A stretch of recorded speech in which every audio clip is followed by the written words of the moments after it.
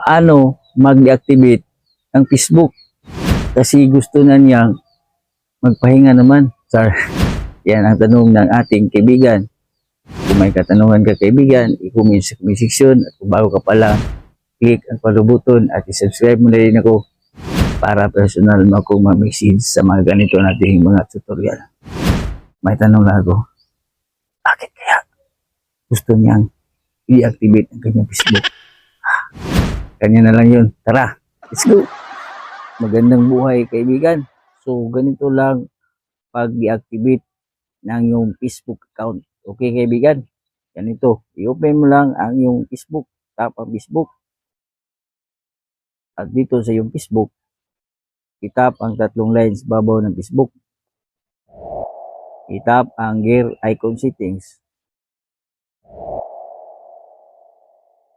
Itap ang see more in account center.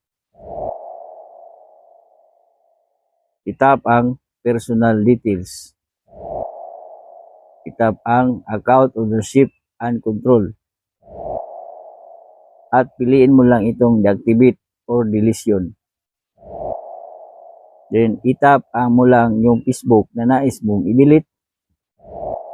At dito, pipili lang tayo ang i-delete pa natin o i-deactivate. Itap lang natin itong deactivate. Tap natin continue. Then, tap continue uli. Then, ilagay mo lang yung password mo at i-continue mo ito at ma-deactivate na ang yung Facebook. So, ganun lang kaibigan. Huwag kalimutang i-share ang ating video. Salamat!